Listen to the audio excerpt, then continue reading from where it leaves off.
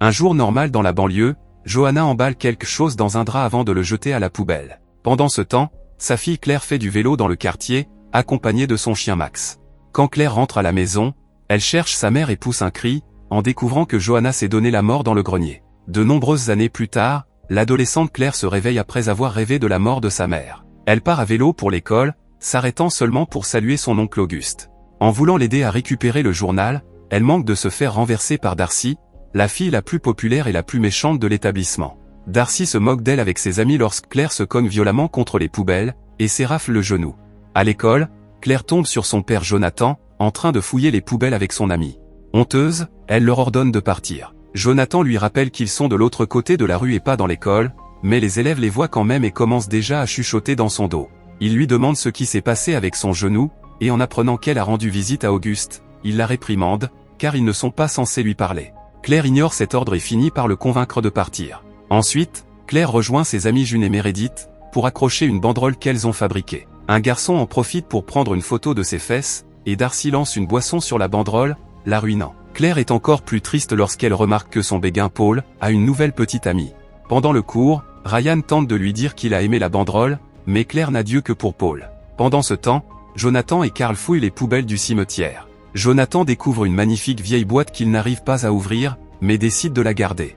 À l'heure du déjeuner, Claire et ses amis se moquent de Darcy. Celle-ci les entend et les confronte devant tout le monde. Claire explique qu'elle a appelé Darcy le segma ultime, une sécrétion génitale puante produite par les hommes et les femmes. Darcy la frappe pour l'insulte, et Claire réplique immédiatement. Furieuse, Darcy la pousse au sol. Claire contre-attaque en la plaquant et en commençant un combat sur une table. Tous les élèves acclament ou filment le combat tandis que les filles roulent sur le sol sans signe d'arrêt. Un adulte doit intervenir pour séparer Claire et Darcy. Quand Darcy tente de l'attaquer à nouveau, Paul la soulève pour la sortir de la cafétéria. De retour à la maison, Jonathan annonce à Claire qu'il a un cadeau d'anniversaire en avance, mais elle n'est pas très enthousiaste. Elle trouve le paquet sur son lit et découvre la boîte. Il y a des inscriptions chinoises sur la boîte. Elle parvient à traduire une partie qui dit « cette vœu », mais le reste lui échappe. Elle essaie de l'ouvrir, mais n'y parvient pas. L'après-midi, Claire découvre que Darcy a posté une vidéo du combat, mais sans montrer quelle en était à l'origine. Du coup, tout le monde prend le parti de Darcy dans les commentaires. Darcy a aussi publié une photo de Jonathan fouillant les poubelles, et les gens se moquent de Claire en l'appelant fille poubelle. Se souvenant que la boîte promet cette vœu, Claire la prend et souhaite que Darcy pourrisse. À ce moment, elle entend Max à la porte et l'ouvre pour lui, mais Max refuse d'entrer et grogne contre la boîte. Au milieu de la nuit, alors que Claire dort, la boîte s'ouvre et joue de la musique. Claire se sent mal à l'aise, mais ne se réveille pas.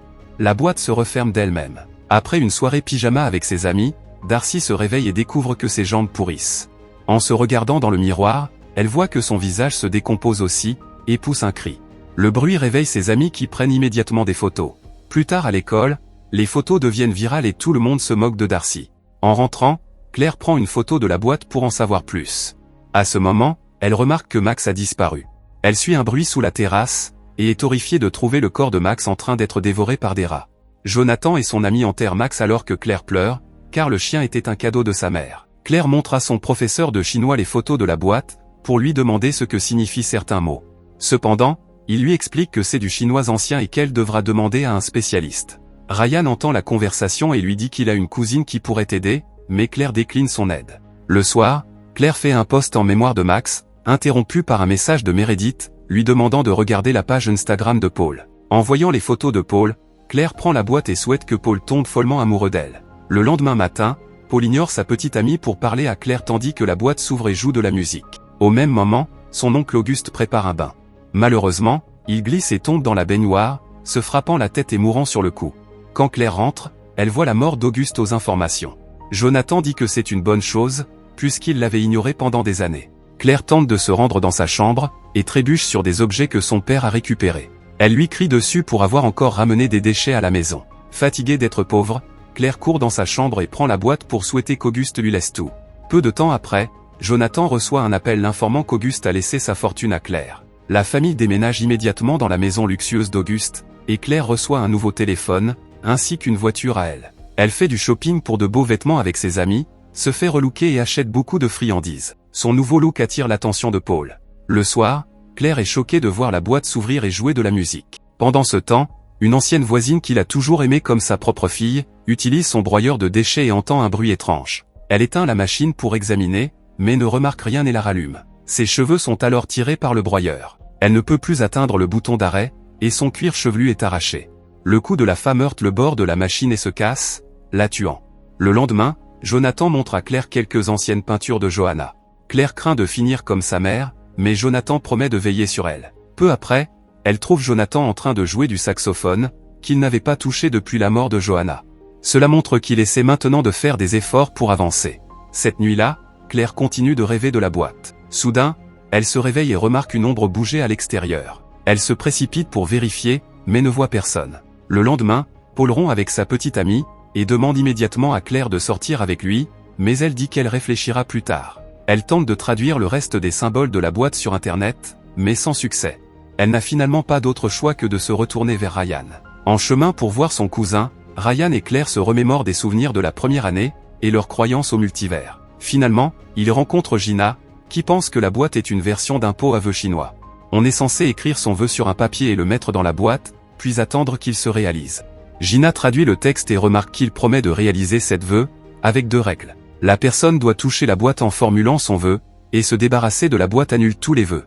La boîte porte également le nom de l'âme. Il cherche des informations sur Internet, et trouve une ancienne légende. En 1910, la peste bubonique a frappé la Chine, et la famille de l'âme a été suspectée d'être infectée.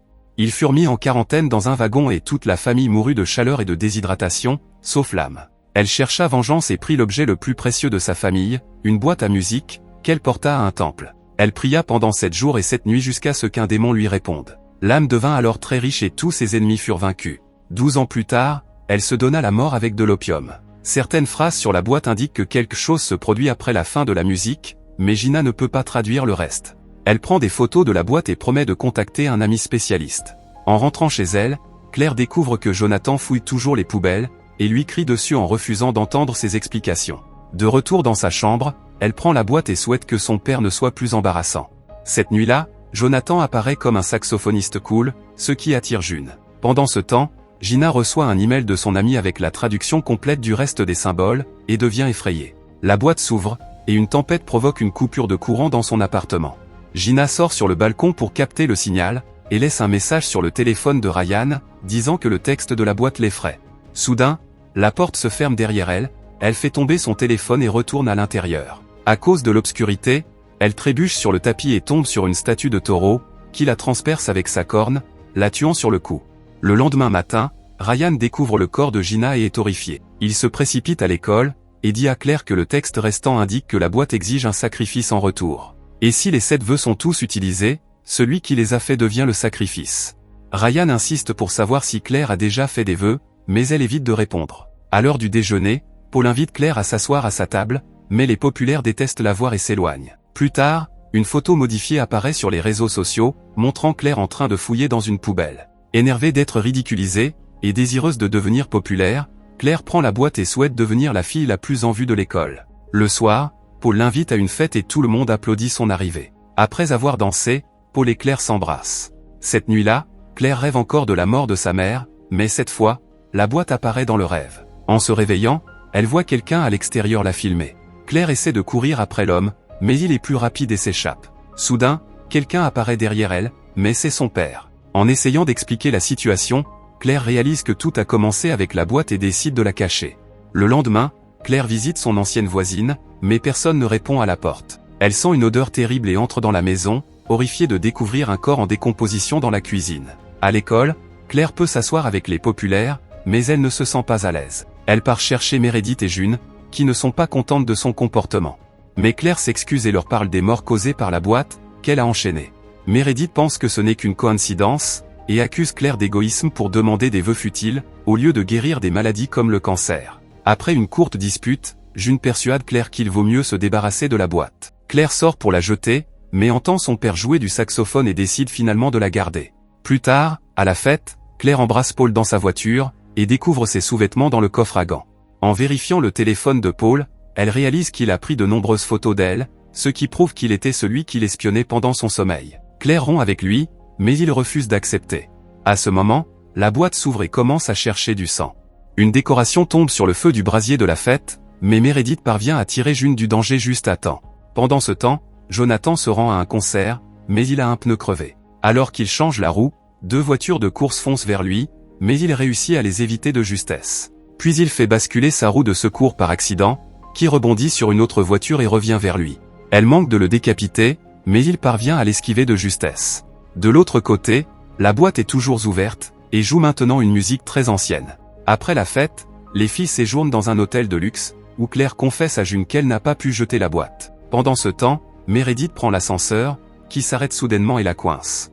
Quelques secondes plus tard, la porte s'ouvre puis redescend à grande vitesse, et l'ascenseur s'écrase au sol, tuant Meredith. Quand la police arrive, June blâme Claire pour la mort de Meredith. À ce moment, Ryan arrive et emmène Claire chez lui pour lui montrer ses recherches. Chaque propriétaire de la boîte a vécu dans le luxe et le succès, mais tous ont été entourés de morts et ont fini par se suicider de manière mystérieuse. Le dernier cas connu est celui d'un homme retrouvé mort, coincé dans un sous-sol lors d'un incendie. Pendant qu'il parle, Claire reçoit des centaines de messages de Paul, lui demandant de se remettre avec lui.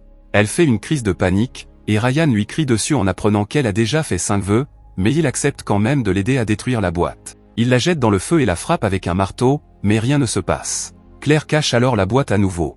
Cette nuit-là, Claire se réveille d'un autre cauchemar et est surprise de voir Paul dans sa chambre, tenant un couteau.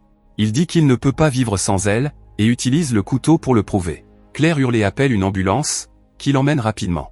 Le lendemain, Claire découvre que la boîte a disparu. À ce moment, la police arrive pour confisquer la maison et tout l'argent, car son oncle n'a jamais payé les taxes. La famille retourne dans l'ancienne maison, et Claire reprend son trajet à l'école à vélo, pendant que Jonathan retourne fouiller les poubelles. Darcy est désormais guéri et revient à l'école, harcelant Claire et lui provoquant une nouvelle crise dans les toilettes. Claire découvre que June a la boîte dans son casier. June avoue l'avoir volée pour protéger tout le monde, mais Claire, envoûtée par la boîte, la reprend furieusement avant de partir en courant. June tente de l'arrêter, et elles se battent pour la boîte. Dans la lutte, Claire pousse accidentellement June dans les escaliers, la tuant. Ryan voit la scène et poursuit Claire, qui refuse de lâcher la boîte et ignore ses avertissements. Chez elle, Claire panique, se sentant perdre la raison. Après de longues pleurs, elle souhaite que sa mère ne se soit jamais suicidée. À ce moment, Johanna apparaît dans la chambre de Claire, comme si elle n'était jamais morte, et révèle 2 autres filles. La famille célèbre l'anniversaire de Claire et passe un merveilleux moment. Après la fête, Claire regarde les nouvelles peintures de sa mère, et découvre l'une d'elles représentant la boîte. Elle réalise que sa mère a également utilisé les vœux, et que sa mort avait été causée par la boîte. Soudain, Claire entend la musique de la boîte, ce qui signifie que sa mère vient de faire un vœu. Elle voit Jonathan et Carl travailler dehors, et court pour les prévenir, mais il est trop tard. L'échelle de Carl vacille, il glisse et fait tomber la tronçonneuse, décapitant accidentellement Jonathan. Johanna trouve le corps de son mari. Claire utilise son dernier vœu pour remonter le temps jusqu'au matin où Jonathan a trouvé la boîte. Le temps recule, et Claire se réveille avec Max sur son lit. Elle appelle immédiatement Meredith, et confirme qu'elle est vivante. En sortant, elle remarque que la voisine est également revenue à la vie. Claire demande à Jonathan et Carl de l'emmener fouiller les poubelles avec eux. C'est elle qui trouve la boîte et la cache dans son sac sans en parler. Elle va ensuite à l'école, et demande à Ryan d'enterrer son sac sans l'ouvrir. Après l'avoir remercié, elle l'embrasse. Alors qu'elle tente de partir, elle est soudain percutée par la voiture de Darcy, et meurt sur le coup. Peu de temps après, Ryan finit de creuser un trou, mais intrigué par le sac, il l'ouvre et regarde la boîte lisant la phrase « 7 vœux ». Abonnez-vous pour plus de vidéos comme celle-ci, activez la notification et laissez un like pour aider la chaîne. Merci d'avoir regardé.